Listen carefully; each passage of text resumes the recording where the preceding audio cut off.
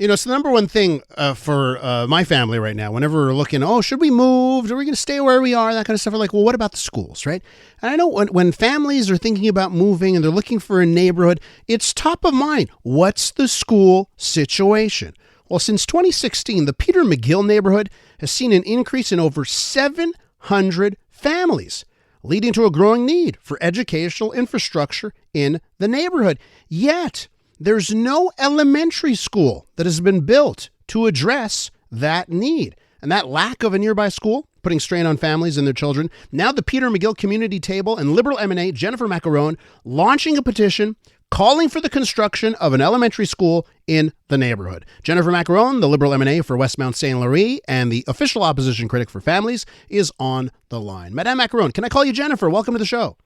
Of course you can. It's a pleasure to be with you. So, Jennifer, tell me about the fight here to get an elementary school in the Peter-McGill neighborhood. Tell us why there isn't one to begin with. Because the government has reneged on their promise. So in 2018, under a former government, there was a promise to proceed with the construction of a school. I'm not sure if your listeners know the process for school boards to apply, but they have a 5-year plan. It's something called the PQE. They do an application and they say, okay, here are my immediate needs. I need this much money because I have to build a school, because I have to build an expansion, because I've got needs in terms of building maintenance, for example.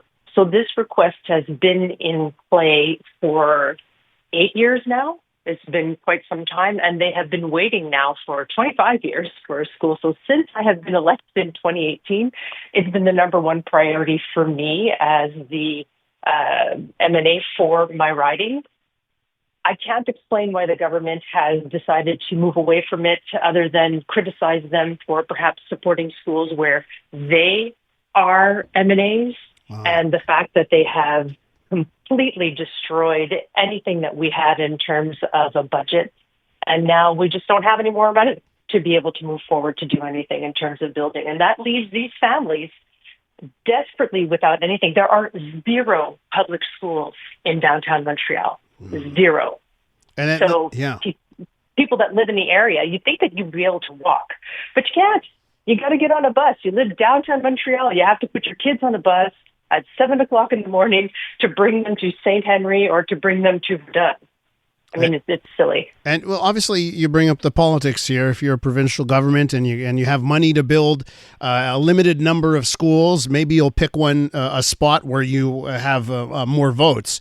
So would you say this is a political decision entirely, or are there other hurdles here? I mean, it is downtown Montreal. No. I bet you finding land isn't easy. No, exactly. So we're not growing any more land, and the likelihood of what they'll be doing is not constructing something new. They're going to identify a building that can be converted into something else. Uh-huh. And so that being said, I'm certain that there's a variety of buildings that have been identified, but you're right, it's downtown Montreal, so the ticket price is going to be significantly more than if we're talking about a school in Laval, for example, or somewhere on the North Shore. Which means that the Société Québécoise de l'Infrastructure has to get involved in the project to ensure that there's proper management of the budget, because it goes over a $20 million ticket price. So, listen, what do you say to someone that says it's downtown? You know, downtown's not necessarily the best place for families to begin with. Everyone knows this. Every neighborhood has advantages, disadvantages, and this will just be a disadvantage for the Peter-McGill part of downtown. And that's just the way life is. What do you say to that argument that maybe it's not a good use of funds to try and find a room for a school in a pricey location like downtown? Oh no, I think that's a completely ridiculous. I'm sorry, but you know what? Families should have the opportunity to choose where they want to live and build their lives. And there's a lot of families that want to live in a downtown area because they don't want to drive, because they want to remain carless, because they like that 15-minute proximity to everything. I don't see why they should be penalized or disadvantaged because there happens to not be the budget that goes with. We pay our taxes. Yeah. I pay my taxes. I think I should have equal access to public services. And I'm extremely discouraged at how the CAQ has been managing my money by giving away billions of dollars on risky projects that money for Northvolt, the money that's been going down the tubes for Saclic, could have easily built me a school. You know what? Listen, good argument there. If only the children could have made the case for building EV batteries while they were studying, maybe they would have got that school. We're with Jennifer Maccarone, Liberal MNA for Westmount St. Louis. Wrapping up with Jennifer here. Is this petition, is that enough to move the needle? You know what? It's a start, because I have been advocating for this with the ministers of education since I have been elected, and I've had more than one, obviously. I think that it's important because it shows that the people from that community have a vested interest and they want to have their voices heard. So it's a parliamentary tool that I can bring forward, other than me crossing the floor and speaking to the minister and saying, hey, you got to help us out. You have to move forward with formalizing this promise that you've made. Now I've got something else. And if that means that I have to move forward to a mandate initiative because we have to study the project, I'm not going to give up, basically, is my point. I think that it's extremely important avenue for these citizens to have their voices heard. And hopefully a lot of people are going to go and sign it. You don't have to live in the district to sign it, to believe that access to education is a fundamental right. So anybody who's listening, please go sign. You'll find the petition on the National Assembly website. Let me just ask you before I have to wrap up here on the Liberal leadership race. Of course, there's apparently someone else running. Carl Blackburn is going to enter the race at the last minute here. Do you have a horse in this race, Jennifer? And what can you say about Carl Blackburn? I do have a horse in this race. I'm supporting Charles Milliard because I do believe that Charles represents the future of the Liberal Party of Quebec. He's young. He has a fresh view on politics. He has a fresh view on the vision for Quebec.